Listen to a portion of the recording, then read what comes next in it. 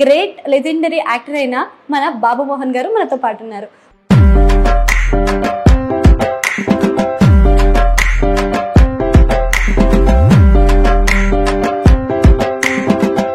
So quota Srinivas గారితో మీ journey ఎలా ఉంది సార్? అసలు ఇప్పుడు ఎప్పుడు వస్తున్నారా?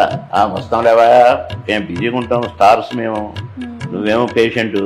వస్తాం నాయన, సార్ లేవా రోజు అనేవాడు.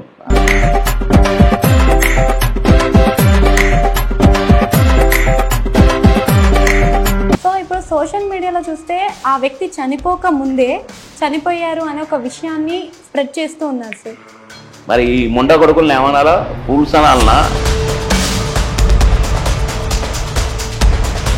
ఇలాంటి రాతలు రాసే వాళ్ళు పశువులు. వాళ్ళ అన్నం కాదు తినేది, పెండ.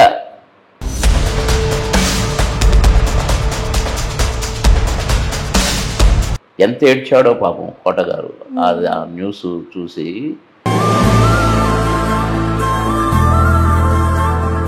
అంటే నాకు చెప్తుంటేనే బాధ అవుతుంది.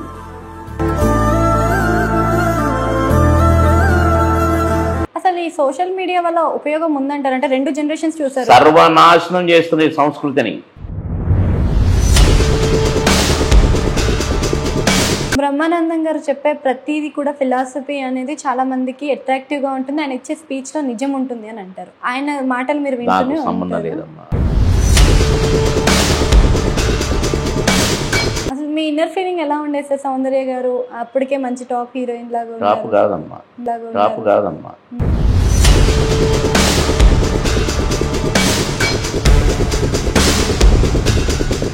Hi hello, welcome back to our channel. నేను మీ రక్షిత రెడ్డి. మనకి ఏ జనరేషన్ అయినా కామెడీ అనేది చాలా ఇంపార్టెంట్. దాన్ని కరెక్ట్ వేలో నవ్వించడం అంటే ఈ జనరేషన్ ఏం పనికొస్తుంది? దీంట్లో మనకి వినిపించే పేర్లు రెండే రెండు. ఒకటి కోటా శ్రీనివాసరావు గారు అయితే, ఇంకొకటి బాబు మోహన్ రావు గారు.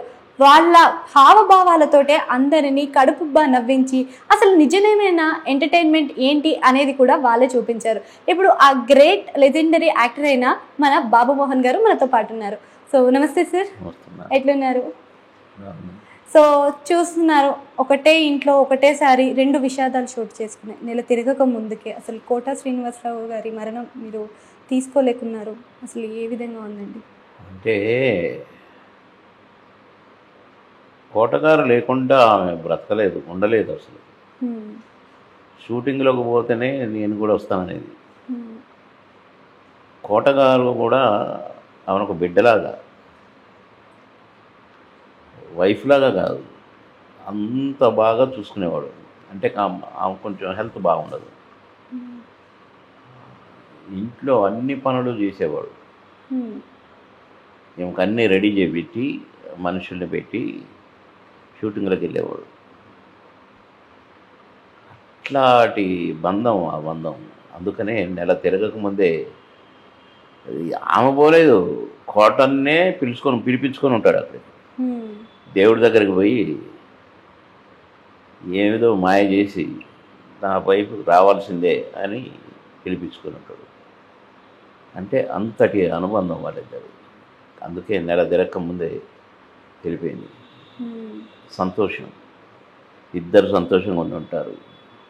ఇక్కడున్న ఈ రోగాలు కానీ, ఇక్కడున్న ఈ జబ్బులు కానీ, రకరకాల బాధలు కానీ అదేమి ఉండవు కదా. హాయిగా చిలక గోరెంకల్లాగా ఉండి ఉంటారు అక్కడ. థ్యాంక్ గాడ్, దేవునికి ధన్యవాదాలు వాళ్ళిద్దరిని తొందరలో కలిపినందుకు. ఎందుకంటే ఆమె ఇక్కడ ఉండి బాధపడుతూ అసలు నిద్రపోయేది కాదంట. నైట్ లేచి ఏడు ఇంకా రాలేదా అనేదంట.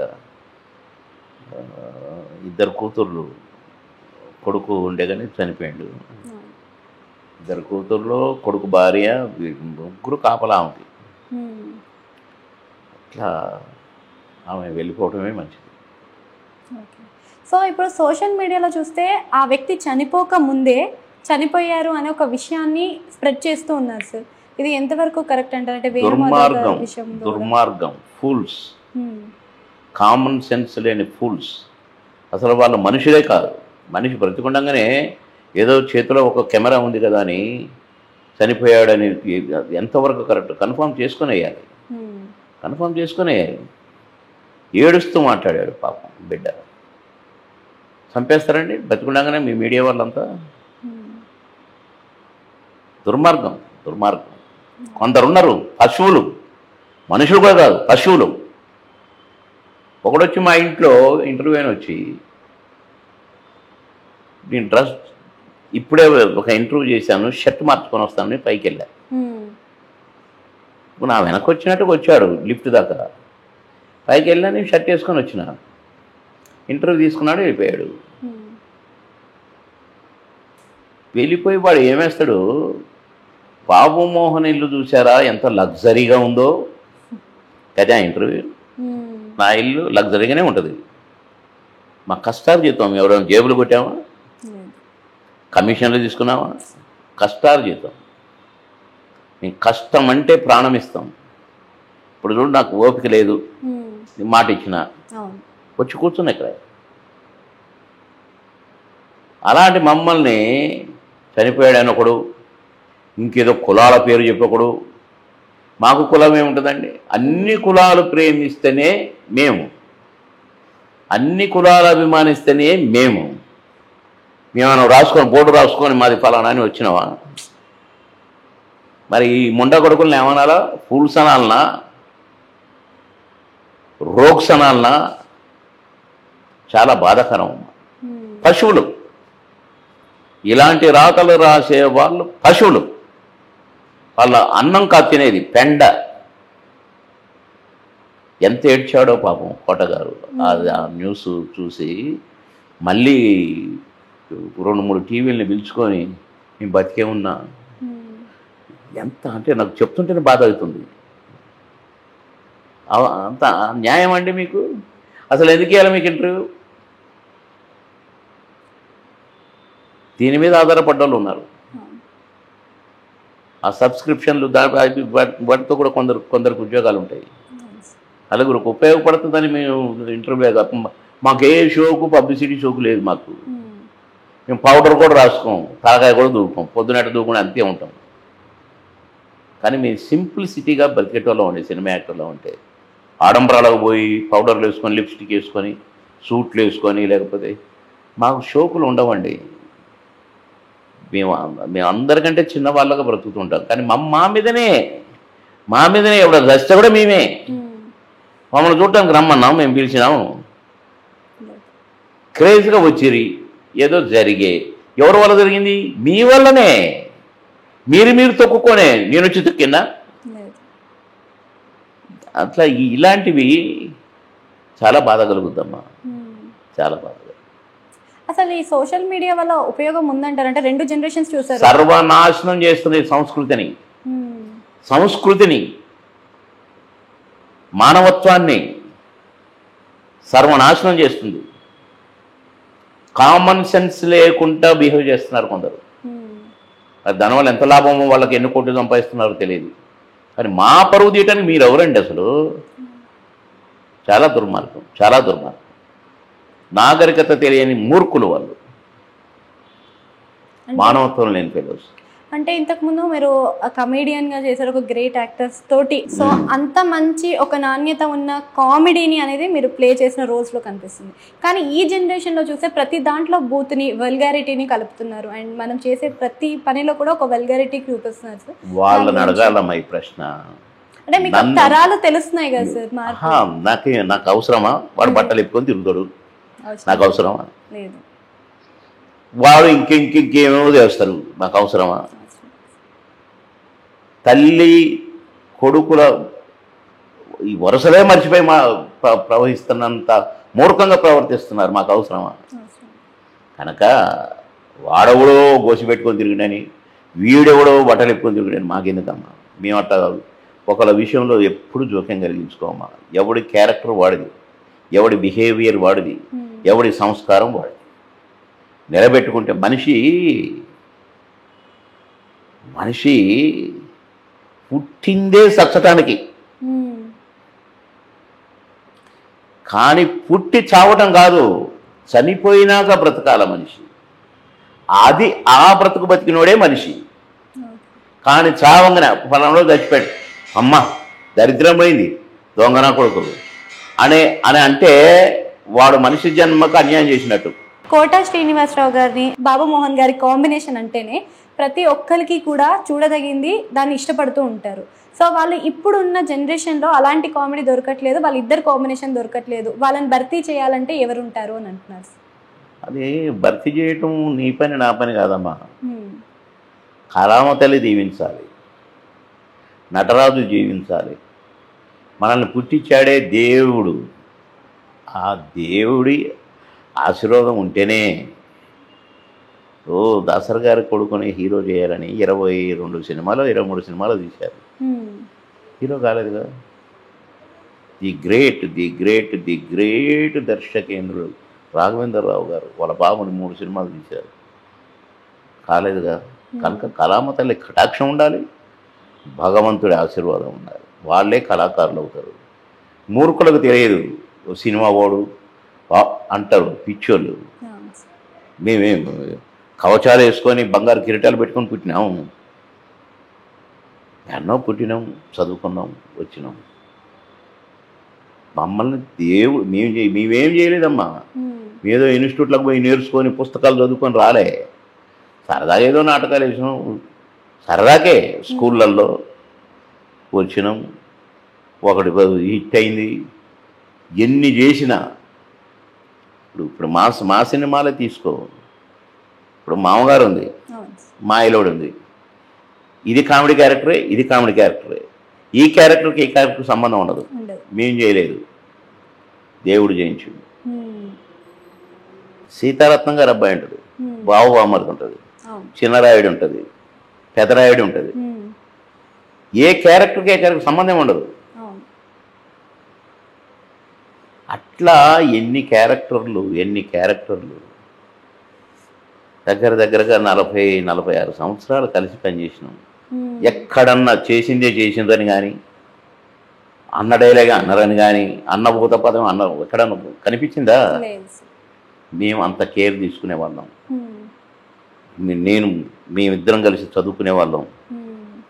ఇట్టయితే ఉంటుంది, చర్చించుకునే వాళ్ళం. డైరెక్టర్లకు చెప్పేవాళ్ళం, బాగుంది అని అంటే చేసేవాళ్ళం. లేకుంటే మాకు మేము చేసింది, డైరెక్టర్ గారు చెప్పింది, స్క్రిప్ట్లో ఉన్నది మేము చేసి మాకు సాటిస్ఫాక్షన్గా లేదనుకోండి, నాకు లేదనుకోండి, కోటన్న 1 మోర్ చేద్దాం, ఎందుకో నాకు కొంచెం డైరెక్టర్ కోటనకు కూడా ఒప్పించిన, ఇంకో 1 మోర్ చేస్తాం ప్లీజ్. చాలా బాగుంది ప్లీజ్ సార్ 1 మోర్, 2 పెట్టుకోండి, ఏది బాగుంటే అది సినిమాలో పెట్టుకోండి అని ఇంకొక టేక్ చేసేవాళ్ళం. అది రేర్. 2వ టేక్ ఛాన్సే ఉండేది కాదు. సినిమాలో చూస్తే 2వసారి మేము చేసినే ఉండేది. అట్లా ఎన్ని సినిమాలు మేము అంత కేర్ తీసుకునేవాళ్ళం. కనుక మా సొంతం కాదమ్మా, దేవుడు మమ్మల్ని పూనితే ఆ కళామ తల్లి ఆశీస్సులు మా పైన ఇట్లా పెడితే మేము నటించడం ఇది షార్ట్ అయిపోతుంది. అట్లా అంతే భావిస్తాం తప్ప మేమేదో వీరులం సూరులం ఏదో ఆకాశంలో చూడిపడ్డాం కాదు. ఇందాక మీరు ఏదో ఒక క్వశ్చన్ అడగబోయారు. మీరు కామెడియన్గా కామెడీ పండించేది అన్నారు కదా. భావాలతోటే కామెడీ అనేది అర్థమయ్యేది. సరే అమ్మా, ఇప్పుడు నేను కమెడియన్ని, హీరోని, విలన్ని, కామెడీ విలన్ని. ఇప్పుడు అంకుశంలో నా క్యారెక్టర్ కామెడీ విలన్. విలన్ పక్క నుండి అన్నీ చేపిస్తుంటారు. అట్లా అన్ని రకాల క్యారెక్టర్లు వేసినామా నేను. బ్రహ్మానందానికి కూడా తండ్రిగా వేసినా, ఫ్రెండ్గా వేసిన. ఇప్పుడు పెదరాయుడులో తండ్రి సినిమా ఎంత పెద్ద హిట్టో మా కామెడీ కూడా అంత పెద్ద. అట్లా మేము అన్ని రకాల క్యారెక్టర్లు వేసి కూడా ఎక్కడ కూడా బాగా చేయలేదనిపించి కానీ, బాగలేదని కానీ ఎక్కడ లేదమ్మా మాకు. కనుక మేము తప్పించేవాళ్ళం, క్యారెక్టర్ బాగా ఉండాలి, బాగా చేయాలని. అదే మా విజయ రహస్యం, అంతే అమ్మ. అప్పట్లో ఎడ్యుకేషన్ అంటేనే చాలా రేర్గా ఉండేది సార్. దాంట్లో ముఖ్యంగా చూసుకుంటే కోట శ్రీనివాసరావు గారు బ్యాంక్ ఎంప్లాయ్, ఇక్కడ బ్రహ్మానందం గారిని చూస్తే ఒక లెక్చరర్గా వర్క్ చేశారు. సో అంత నేనేంటో తెలుసా, నేనేంటో తెలుసా, మీరు కూడా చెప్పండి సార్. నేను ఎంఏఎల్ఎల్బి చదివాను, తహసీల్దార్ ఉద్యోగం చేశాను, సర్వీసులు ఉంటే ఎప్పుడో కలెక్టర్ అయిపోయేవాడిని, కానీ క్యాబినెట్ మినిస్టర్గా పనిచేశాను. క్యాబినెట్ మినిస్టర్ 2 రాష్ట్రాలు, చిన్న విషయం అమ్మ. అదే సార్ 3 సార్లు ఎమ్మెల్యే ఓట్లు ఎంచుకొని. కనుక మేము ముగ్గురంగా కూడా బాగా చదువుకున్న వాళ్ళము, మంచి ఉద్యోగాలు చేసి సినిమా ఫీల్డ్కి వచ్చిన వాళ్ళం.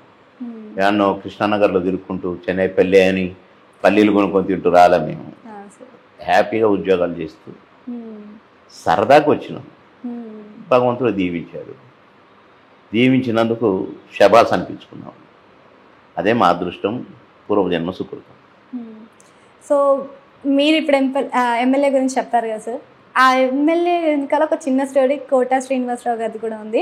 ఆయన ఎమ్మెల్యే ఎందుకు అవ్వాలి అనుకున్నారు, దాని వెనకాల రీజన్స్ ఏంటి సార్? చెప్పిండే అమ్మ, చాలా వాటికి చెప్పిన రీజన్ ఏం లేదు. నేను ఎమ్మెల్యే అయ్యాను, ఆయన కూడా అనిపించిందేమో. బీజేపీ నుంచి పోటీ చేశాడు, తెలుగుదేశం పార్టీ మిత్రపక్షం కనుక గెలిచాడు. సో ఆయన గెలిచాడు, అసెంబ్లీకి వచ్చాడు. నేను మంత్రి ప్రమాణ స్వీకారం చేశాను. ఏమనుకున్నాడో ఏమో, 1-2 సార్లు అసెంబ్లీకి వచ్చిండో, తర్వాత రాలేదు. అదృష్టం వాళ్ళది. బ్రహ్మానందం గారు చెప్పే ప్రతిదీ కూడా ఫిలాసఫీ అనేది చాలా మందికి అట్రాక్టివ్గా ఉంటుంది. ఆయన ఇచ్చే స్పీచ్లో నిజం ఉంటుంది అని అంటారు. ఆయన మాటలు మీరు వింటూనే సంబంధం లేదమ్మా. ఆయన ఏం మాట్లాడిండో నేను ఎప్పుడు వినలా.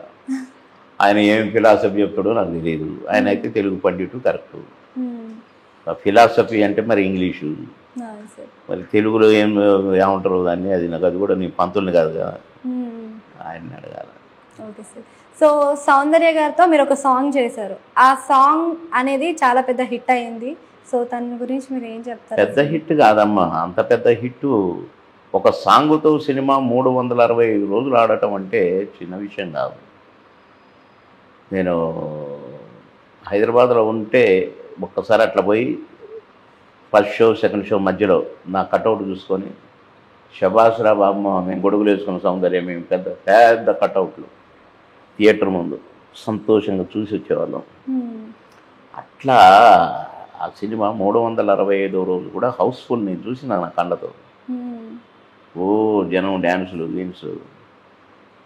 అదే థియేటర్లో నేను 365 రోజులు, 50 రోజులు చూసిన, 100 రోజులు చూసిన, 150 రోజులు, 200 రోజులు, 250 రోజులు కూడా చూసిన. నేను అట్లా పై చూసి వచ్చేవాడిని 10 నిమిషాలు, ఎవరికి కనపడకుండా క్యాంపిల్ నుంచి చూసుకునేవాడిని, కటౌట్ చూసుకునేవాడిని, వచ్చేవాడిని. అసలు మీ ఇన్నర్ ఫీలింగ్ ఎలా ఉండేది సార్? సౌందర్య గారు అప్పటికే మంచి టాప్ హీరోయిన్ లాగా. టాప్ కాదమ్మా, ఫస్ట్ పిక్చర్ ఆ అమ్మాయిది అమ్మోరు. అమ్మోరు కాదు, మనవరాలు పెళ్ళి, అందులో నాకు మరదలు. First picture. ఆ పిక్చర్ రిలీజ్ కాకముందే అమ్మోరు రిలీజ్ అయింది. అంటే నేనే రికమెండ్ చెప్పాను, మంచి అమ్మాయి ఉంది, మీరు ఇలాంటి అమ్మాయి కోసం వెతుకుతున్నారు, నేను చూసిన కదా అని 2 ఫోటోలు తీసుకుని ఇచ్చినాను. తెల్లారే వచ్చారు కోట రామకృష్ణ గారు, శ్యాంప్రసాద్ రెడ్డి గారు, అమ్మాయిని సెలెక్ట్ చేసుకున్నారు. ఈ సినిమా అయిపోగానే ఆ సినిమా అంటే ఇది షూటింగ్లో ఉండగానే, ఫస్ట్ షెడ్యూల్లో ఉండగానే ఆ సినిమా స్టార్ట్ అయింది. అది ఒకటే షెడ్యూల్లో కంప్లీట్ చేశారు. అది రిలీజ్ అయింది. 3 సినిమాల తర్వాత మొదటి సినిమా రిలీజ్ అయింది అది. అలా ఆ సినిమా తర్వాత 2వ సినిమా రాజేంద్రుడు గజేంద్రుడు, మూడవ సినిమా ఇది మాయలోడు.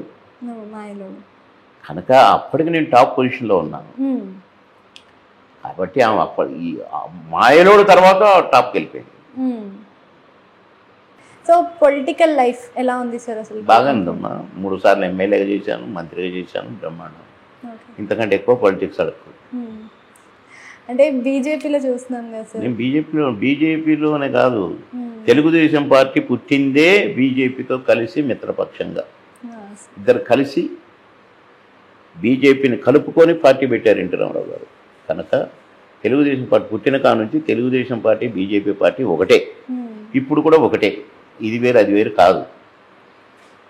కాబట్టి అది వేరు ఇది వేరు అంటే ఆ పార్టీ వేరు ఈ పార్టీ వేరు, కానీ 2 పార్టీలు ఒకటే.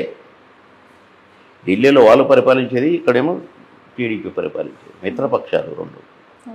అంటే తెలంగాణలో కూడా ఎలక్షన్స్ అనేవి మనకి స్థానిక ఎలక్షన్స్ అయితే రాబోతున్నాయి. ఏమో తెలియదమ్మా ఇప్పుడు నాకు. Okay sir.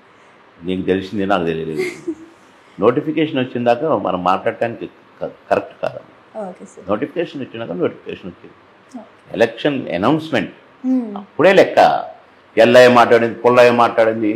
ఈ అసలు ఇంగిత జ్ఞానం లేని వాళ్ళు మాట్లాడతారు, ఈ కోసుకోలు మాట్లాడతారా ఏదో. కనుక అవి మనం పట్టించుకోకూడదు. సో కోటా శ్రీనివాస్ గారితో మీ జర్నీ ఎలా ఉంది సార్ అసలు ఇప్పటి వరకు? మీరు చూశారు కదా మా జర్నీ ఎలా ఉందో. ఒకటి కాదు, రెండు కాదు, ఎన్ని సినిమాలు, ఎన్ని కాంబినేషన్లు. మేము ఎప్పుడు ట్రావెల్ చేసినా ఇద్దరం కలిసి చేసేది, భోజనం చేసినా ఇద్దరం కలిసి చేసేది. మేము మ్యాక్సిమం అంటే ప్రతి సినిమాలో ఉండేది కనుక ఎక్కువ కాంబినేషన్స్ కలిసి చేసేది కనుక ఎక్కువ కలిసి ఉండేవాళ్ళు. మేము ఎక్కడైనా హోటల్లో ఉంటే కూడా పక్క పక్క రూములే బుక్ చేసేది మాకు. కానీ మేమిద్దరం అయితే ఇద్దరం నా రూములను ఉండేది, లేక మీ ఇద్దరం ఆయన రూములను ఉండేది. కొందరు ప్రొడ్యూసర్లు అనేవాళ్ళు ఇద్దరు ఒకటే రూమ్లో ఉంటారు కదా, రెండో రూమ్కి అద్దె ఎందుకు దండగా అనేది, అదే ఇదే అనేవాళ్ళం. సో బ్రహ్మానందం గారు కూడా మీకు మధ్యలో ఉండేవారు. మరి బ్రహ్మానందం అంటే కాంబినేషను అయితే బ్రహ్మానందం బాబుమోహన్ లేదా కోట బాబుమోహన్ అట్లా ఉండేది. కానీ మీ ముగ్గురం కలిసి నటించిన సినిమాలు ఒకటో రెండో ఉంటాయి అంతే, పెద్దగా లేదు. అదే బ్రహ్మానందం కోటగారు బ్రహ్మానందం, బాబుమోహన్ కోట బాబుమోహన్ అట్లే ఉండేది. సో ఈ కాంబినేషన్ అందరికీ తెలుసు. మరి దాసరి నారాయణ గారు బాబు మోహన్ మధ్యలో ఉన్న కాంబినేషన్స్ కూడా ఉన్నాయి, డైరెక్టర్గా అండ్ మీరు యాక్టర్గా. డైరెక్టర్ కాదు, ఆయన నన్ను నా బిడ్డెవరా అని పిలిచేవాళ్ళు. నా బిడ్డెవరా నువ్వు, ఒక తండ్రిలాగా చూసేవాడు. సో ఆయన డైరెక్షన్లో మీరు చాలా సినిమాలు చూశారు. సో ఆయన డైరెక్షన్ పరంగా మంచి క్యారెక్టర్లు కూడా చూశాను. ఇంకొక last question. Okay. So Kota Srinivasarao garu ఇప్పుడు బ్రతికుంటే లాస్ట్ చివరి మాట మీరు చెప్పాలి అంటే మీరు ఏం చెప్తారు? ఏం చెప్తామమ్మా, కలిసిమెలిసి ఉంటాం. నేను ఎప్పుడు ఫోన్ చేసినా ఎప్పుడు వస్తారు అంటాడు, ఛానల్ అయింది రాలేదేంటి అంటాడు. మేము సరదాగానే మాట్లాడుకుంటాం. ఎప్పుడు వస్తున్నారా, వస్తాం లేవా, మేము బిజీగా ఉంటాం, స్టార్స్ మేము, నువ్వేమో పేషెంట్, వస్తాం అట్లా మాట్లాడుకునేది సరదాగే. ఆయన సార్లేవా రోజు అనేవాడు అంతే. నేను చాలా జోవియల్గా ఉండేది. సో చూస్తున్నారు కదా, ఇలాంటి మంచి మంచి ఇంటర్వ్యూస్ కోసం మన ఛానల్ని సబ్స్క్రైబ్ చేసుకోండి. సైనింగ్ ఆఫ్ రక్షిత రెడ్డి.